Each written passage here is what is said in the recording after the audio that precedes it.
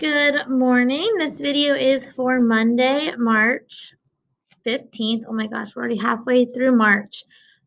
Today, your assignment, online students, is gonna look a little overwhelming. I tried to make it as easy as possible just because of what we're doing in class. It's gonna be a lot more work for you guys, so I tried to cut some of it in half. But if you look at these distractions, it says read the stories in the slides below. For each story, you will identify the illusion that comes from the story and explain what that illusion means.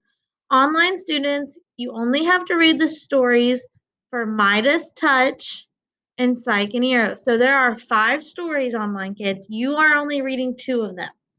And then I'm going to give you the answers to the final 3. So if you watch this video, you're getting 3 answers. So our in-person students are doing this as table groups where each group is going to read a story, become like an expert on that story, and then they're going to move to new groups and share out what happened in the story and um, the illusion that comes from that Greek myth and what that illusion means. So I have already given you the answers to 3 of them. So Pandora's box and Perseus and Medusa, if looks could kill. So these have been some that we've already talked about. So Echo and Narcissus comes from the story Echo and Narcissus.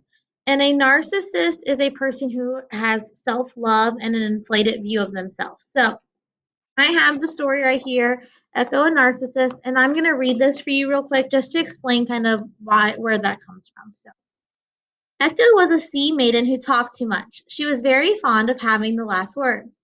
One day, this bad habit got her in trouble with Zeus. She insisted on having the last word, which offended Zeus. Thus, Zeus made a proclamation. Since Echo loved having the last word, from this day forward, her voice would only be able to repeat the last words of others. So that's where the illusion echo comes from. So to echo means to repeat something that has been said. So that's why we have an echo. This proclamation devastated Echo. She felt the punishment equaled Zeus having turned her into a parrot. Ashamed, she hid herself in the forest. During this time, a young man named Narcissus came into the forest. He had hair as yellow as gold and eyes as blue as the sky. He was hunting near when Echo was hiding. Shyly peeking out from behind the tree, Echo watched Narcissus. She began admiring him very much. One day, Narcissus became separated from his friends. He heard something rustling among the leaves and called out, "Who's there?" "There," answered Echo. "Who is that?" asked Narcissus.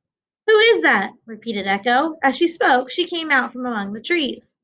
When Narcissus saw the stranger, insisted instead of his friends that he was expecting, a look of surprise struck his face.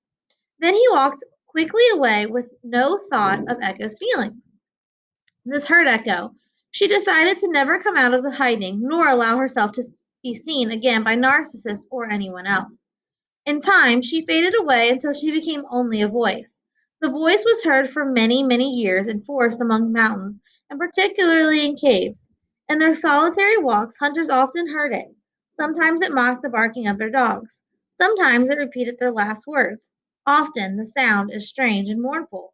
It seems like a forest feels lonely. So that is why when we hear our echo, we don't see anybody, but we hear it repeating after us sometimes, especially like in caves or outside. Because he could only think of himself, Narcissus never became aware of Echo's love. Instead, he became obsessed about the loss of his twin sister, whom he loved more than anyone else in the world.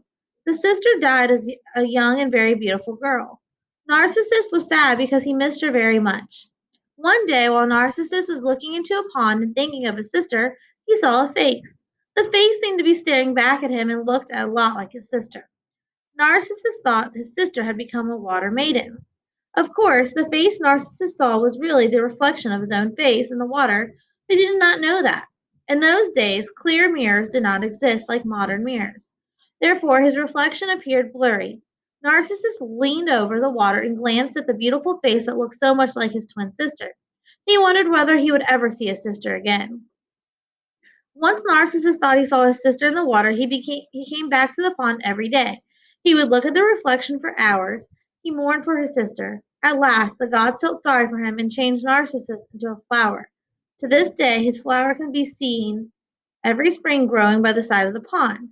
The flower still bends its beautiful head over the water, looking at the reflection of its own face in the water's surface. So there are honestly two that come from this. Echo is more of one, so how an echo works.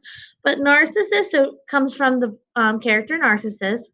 So it's a person who has self-love for themselves. So he loved his reflection or his sister's reflection so much that he kept staring at it. So if somebody is a narcissist, it just means they are very in love with themselves. Okay. So what you guys are going to do at home is you are going to read on slides 2 and 3 the story Midas Touch and the story Psyche and Eros on 4 and 5. You're going to tell me what you think the illusion is. Okay. I'll give you a hint. This one is called illusion or Midas Touch. This one is called something different. I think you'll be able to figure it out once you read it. And then tell me what you think that illusion means. Okay. And then for these last three, I'm going to go ahead and give you those answers. So you'll just need to type these in. An Achilles heel is the story. The illusion is Achilles heel. Okay. The meaning of the illusion is someone's weakness or fatal fall.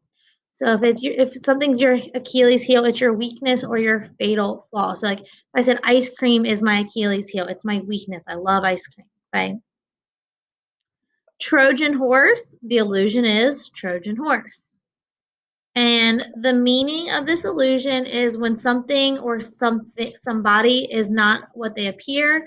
In the story, the Greeks hid inside a Trojan horse to get to the people that they were fighting. So they gave it as a gift. But when the people opened up this horse, the warriors came out and they fought and they were able to overtake the Trojans. I forgot to explain. Achilles heel, that was a warrior who his only weak spot on his body was his heel, and he was shot in the arrow, and that's how he died. And then the last one, Herculean strength. The illusion is Herculean, and that means like superhuman strength or power. So in the story of Hercules, he was given these 12 tasks that were absolutely impossible. No human should be able to do them, and he was able to complete them all on his own. Okay? So I know that was a little fast. So you just need to fill in these three, which I just gave you, and then you're going to do these two on your own. If you are having trouble with these, I have included all of the stories over here if you are interested in reading them. But if you are having trouble with this, please email me or private message me, and we can set up a one-on-one Google Meet if you are needing some help. Okay? Have a great day, guys.